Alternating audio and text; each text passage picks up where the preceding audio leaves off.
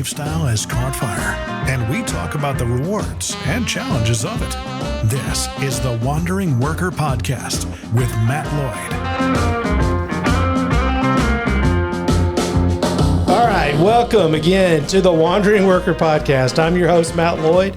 The Wandering Worker is powered by Magic Apple Technology, where we've been saving good businesses from bad phone systems since 2008.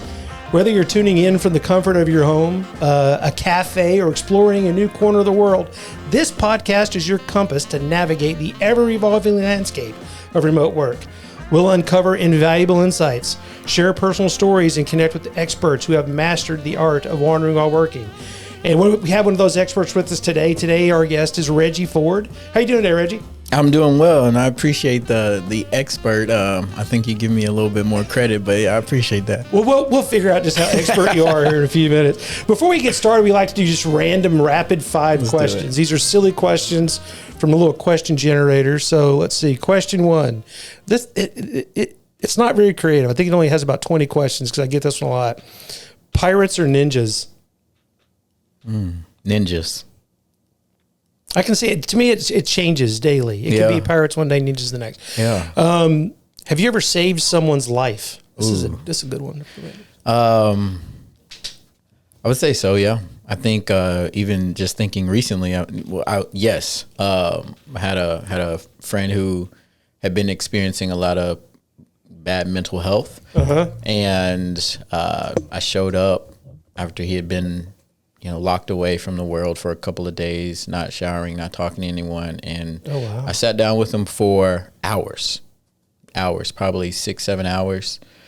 We talked about life. We talked about the value of being around. And he let me know right before the end of the year just how appreciative he was and how I did save his life. And so that's awesome. It's a good friend, man. Yeah, that's huge. Yeah, that's super huge. What issue will you always speak in your mind about? Equality.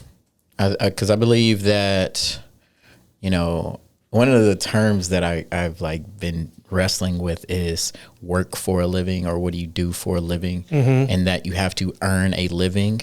And that just blows my mind that we've gotten so comfortable with having to earn a living, a life. Not just being able to live. Yeah, you got to earn that. And so equality and thinking in the belief that all things and all good things are for all people. Deep, man. Yeah. That's deep.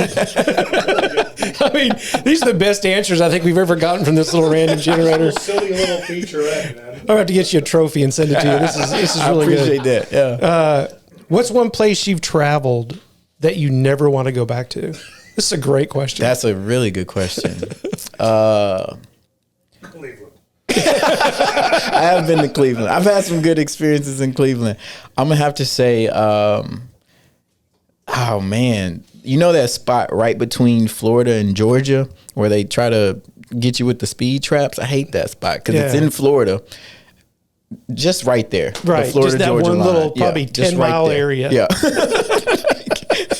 Just geofence it in your phone so you know when you're just go around it. That at all costs. Yeah. All right. Last question. Who are some of your heroes?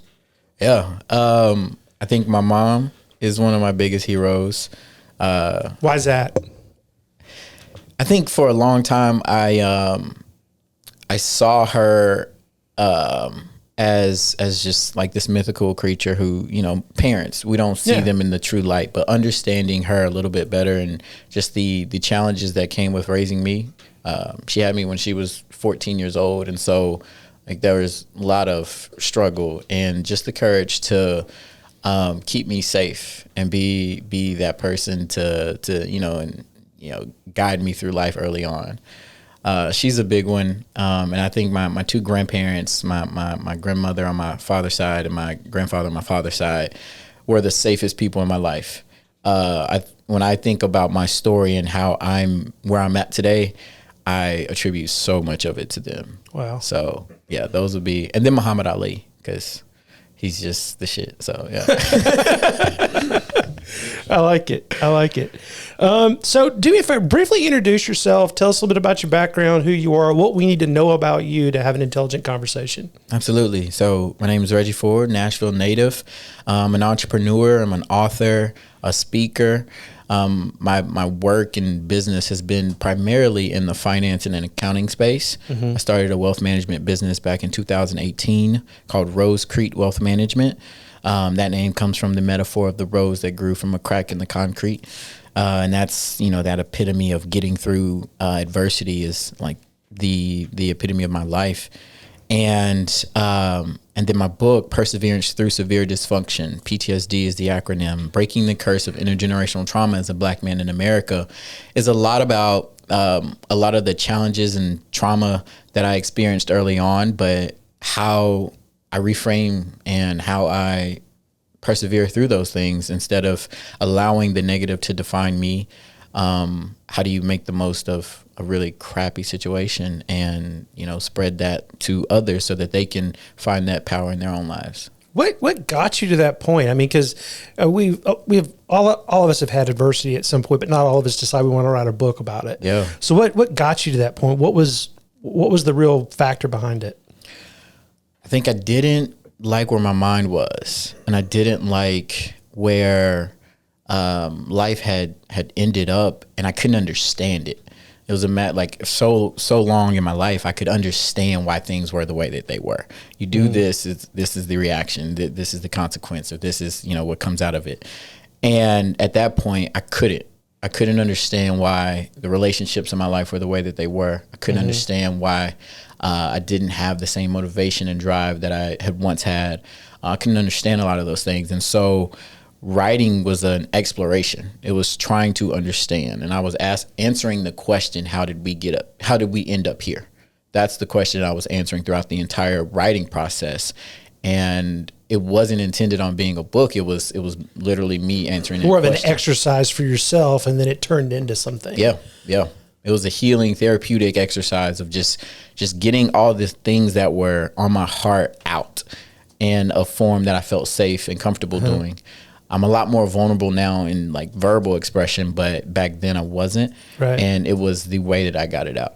Kind of peeling back some layers of the onion there to kind of understand some stuff about yourself. Many. Yeah. And others. And like I mentioned, like my mom and my dad and other generations and even society as a whole, like asking questions instead of looking at the world and life the way that I've been told to look at it. Like, what do I believe? How do I believe? And why do I, believe that? And so getting to those deeper questions. Was there some of those questions, like, is there an example of one of those that you really had to challenge and had to work through? I think the biggest one was just the approach to therapy.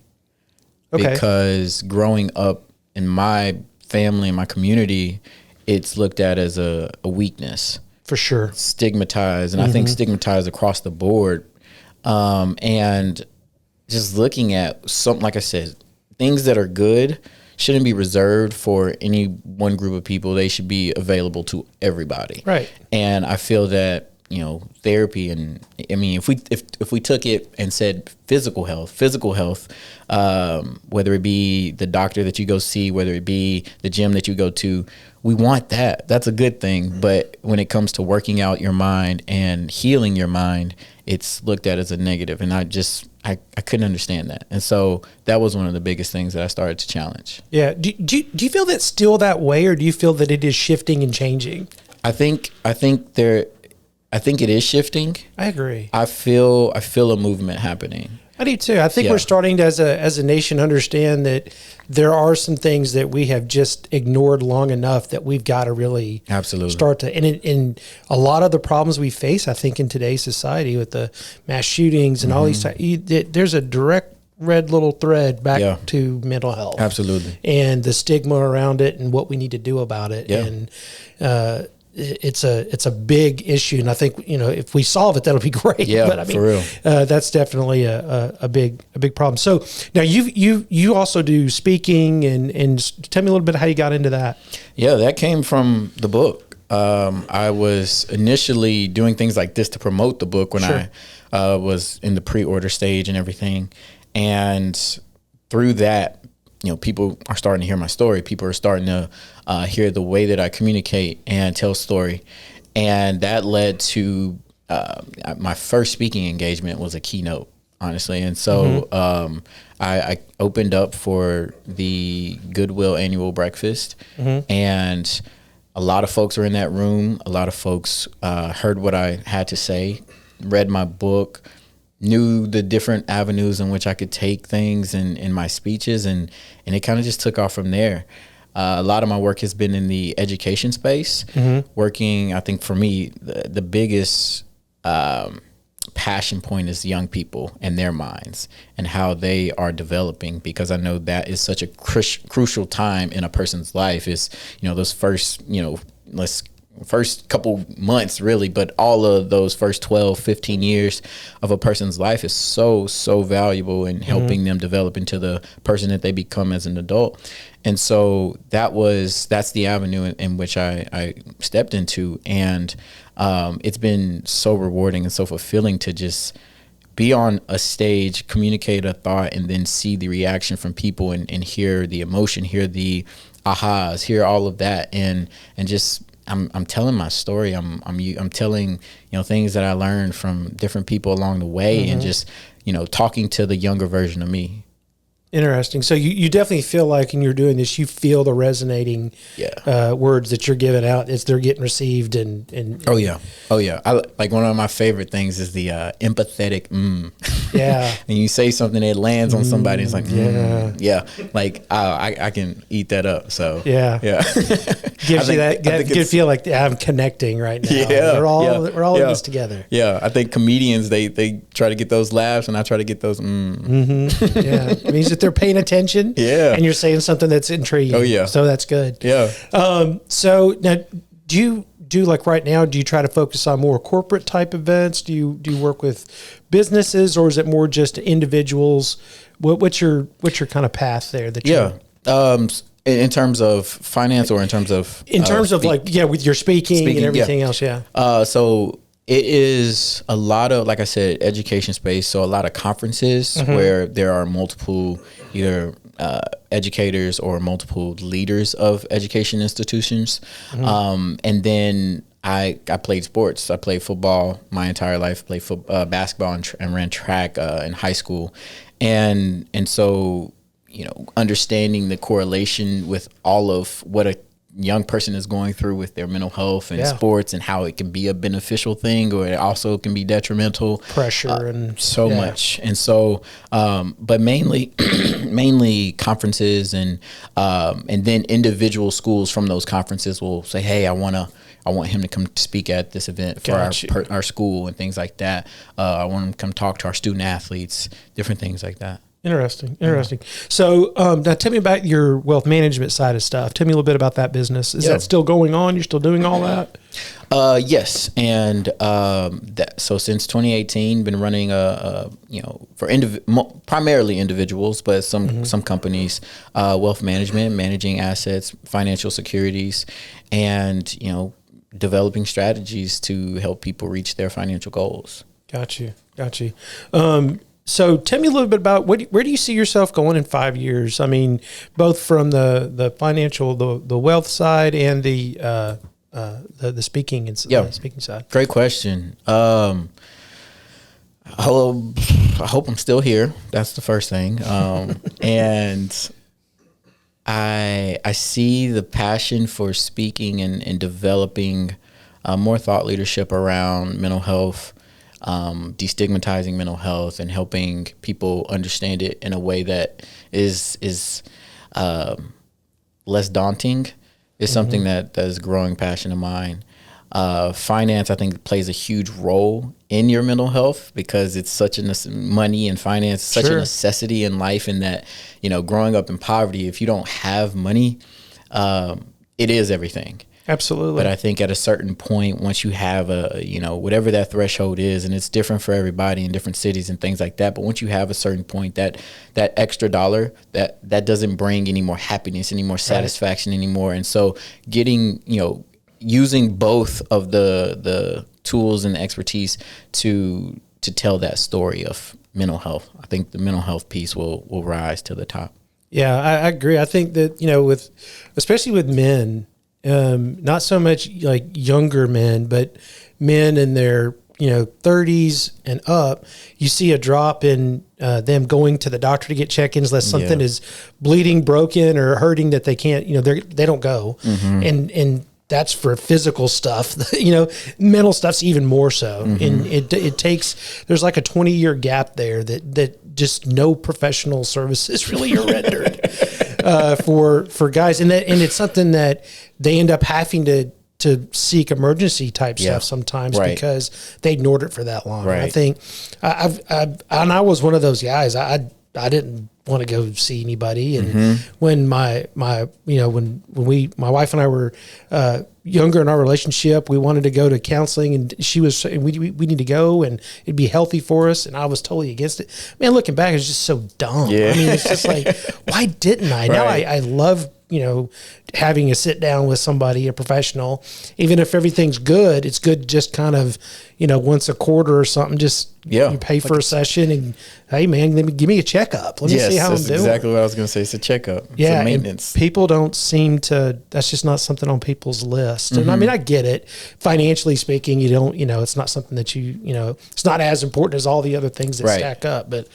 man, it sure is helpful. It is helpful. It is. And like you said, like men, we avoid it. And I think it's a matter of being real with the reality of what could go wrong. And we don't want to face that. It's that, eternal tough guy syndrome, right? Yeah. Where you feel like you got to be tougher than everything that's up against you. And you're not. No. Sometimes you just got to be able to accept it and roll with it. You know what I mean? Yeah. Learn how to take a punch in the best way you can. Yeah. Let me ask, this is more of a legacy question, but what kind of legacy do you want to leave behind? I mean, when you retire at the end of this, what do you want to look back? What do you want to see your life goals look like?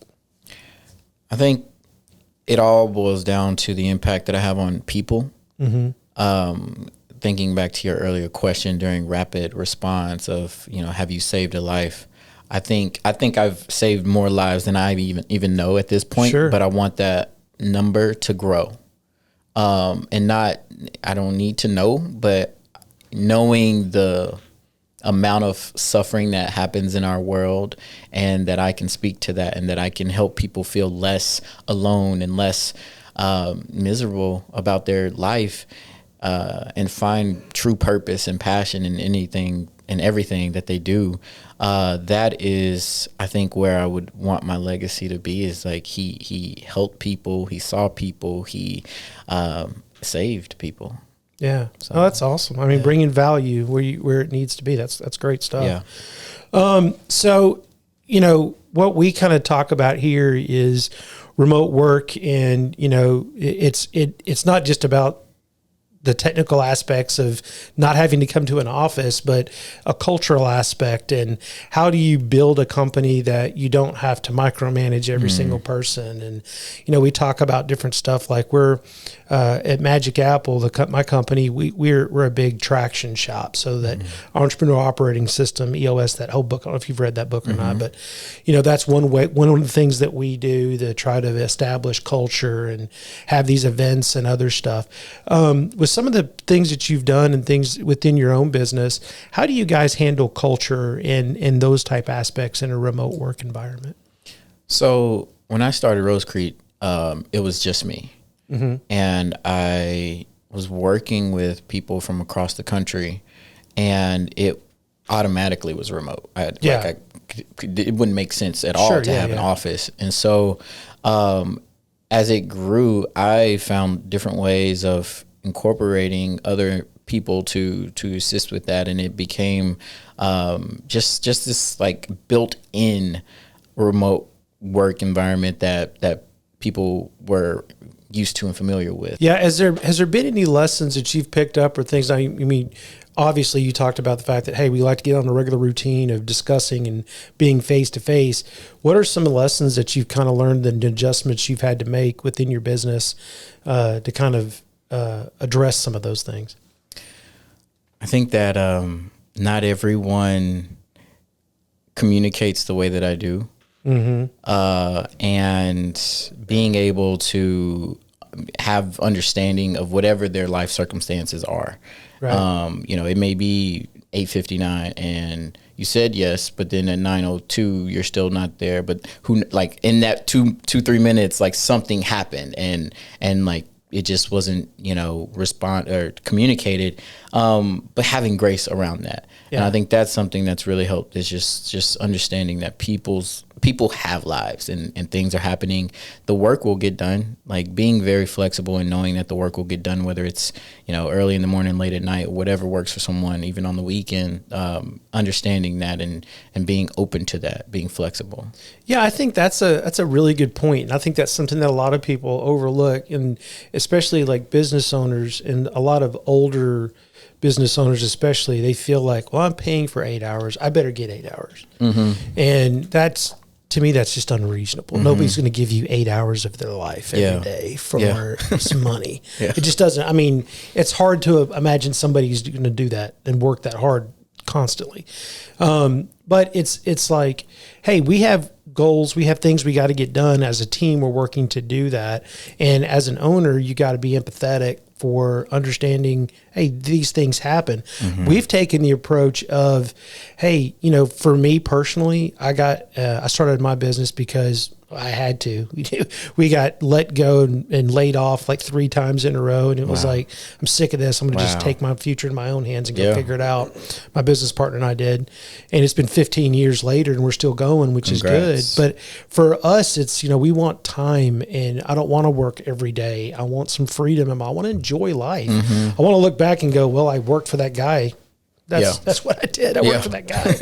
So like, I want my, my team to feel the same. And so when we, cause this was our office here at Magic Apple, and, we made it a cool environment with a ping pong table, and it's kind of that whole Google thing. You make it to where work's so fun, they don't want to leave work. Yeah. Well, realize that's not necessarily great. I mean, right. You can't make it that awesome anyway, because people rather be home. So, for us, it was like we already had started letting people, hey, go work from home, do a hybrid thing, whatever we need to do to kind of get some of your life back involved here, right? And then with COVID hit, it was a great thing for us to just be like, just kind of cut ties. And now really we all work remotely. We've subleased out our office. We're not really here anymore. It's saved us a bunch of money, which has been good. It definitely brings some freedom and a different life for the people that work for us. And I think that's been really beneficial. The other thing that we're trying to, look at is a monthly type. We used to do quarterly events, like a big quarterly party, get together and do something. We'll go to the Sounds, or we'll do a progressive dinner and go to different places, or do something like that.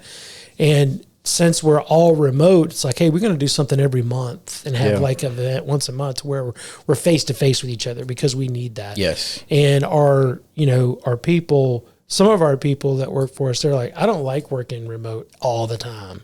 I like to be able to go somewhere or do whatever. So these are all the things we're trying to figure out in a constantly evolving workspace of what do we need to do to make everybody happy, as long as with the single goal of we all are working and getting paid to get from here to here. Right. So how do we keep that going, right? And maintain that. Yeah. What do you see are some things, like if you were to put on your magic glasses and see 10 years into the future, where do you think business is going to be when it comes to, offices, remote work, and that kind of stuff?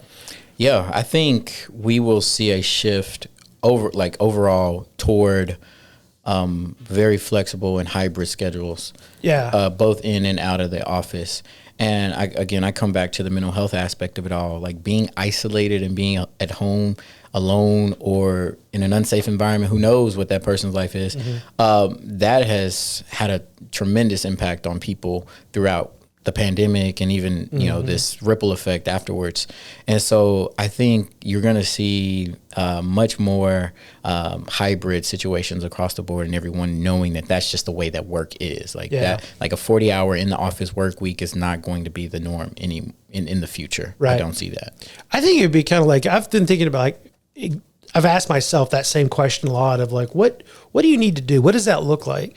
And just from a real physical standpoint of a physical office, I think we're going to get to the point where there's going to be like almost little co-ops to where a group of companies buys office space, and then hey, your Tuesdays, your Wednesdays, Thursdays, and it's just this space of which people fill that do different things in it, and then somebody comes in the next day, different company doing their own thing, but it allows for that hybrid workforce and a shared expense across for this office space type thing. And it's not like an e-space type environment where that to me is one thing. This to me feels a little different. I don't know. It may turn into something, but I like that. It sounds like a cool model. Right. I just think that would be kind of interesting. There's a guy that I met in Austin that has this really cool it's almost like a social club / office thing. So he has a bunch of houses in downtown Austin that were a company that he owned. He sold his company, but he still had these houses. And he's like, what am I going to do with these? So he turned them into like an entrepreneurial club where you join up with this thing and you come in and they do like happy hour events every day. They have a social hour, and it's really just about bringing entrepreneurs together and getting them talking. But cool. It's not just, it's really just the owners and the C-level people of those businesses. I think that's cool, but then I think it'd be cool to integrate more team members into that to make it a real community of now we're having all kinds of ideas blending and things. Because I think that's where like all these networking groups and all that, it's good when you get a lead here and there, whatever, but it's the blending of ideas that I think really starts to build an ecosystem and things start to change. So I think it'd be cool to see more of that kind of stuff kind of happen. I just kind of went off on a random. No, it's good. So what about for you? I mean, you've got, what's your next event? Where can people find you? Yeah. My next event, I'll be speaking at the University School of Nashville, February 1st, nice. Kicking off Black History Month. This is a postponed event that was going to be on MLK or right after MLK Day. So speaking about perseverance and the impact of advocating for others and speaking up, and through the lenses of spirit of Martin Luther King Jr. And so that's the first. I have several events throughout the year already booked, but you can find me at Regie D Ford on all platforms and keep up with the things that I'm doing. RegieDFord.com. You can sign up to the newsletter, and I kind of put out some information, some things that you can learn from, but also ways to keep in touch. And then I have a podcast that just started this month. It's called Vulnerability Muscle. Nice. It's all about reframing vulnerability as a strength and seeing the power of connecting, the power of healing, and the power of building true community through vulnerability. And so you can tap in on all platforms with that. Awesome. And so when's that getting started? So the first episode was January 8th. So I think we're 3 or 4 episodes in. Very cool. So and it's been well received. I'm excited to see just where it goes from here. That's awesome. That's awesome. Well, before I wrap up, I want to just extend a heartfelt thank you to Reggie for being on the show today. I've really enjoyed this. We've kind of learned about where everybody can find you. Please check him out. Invite him to come speak at your group or whatever. He's a plethora of information and a pleasure to talk to. So, hey, that's it for this episode of The Wandering Worker. We hope you've enjoyed hearing from Reggie today. And be sure to mark your calendar for our next episode, where we will continue to dive deep into the world of the wandering worker. We'd like to thank our sponsor, as always, Magic Apple, for bringing you this episode today. If you're not thrilled with your business phone system or your work from home experience, give us a shout. We've been helping people like you since 2008. And I'm Matt Lloyd. And until next time, have a great week.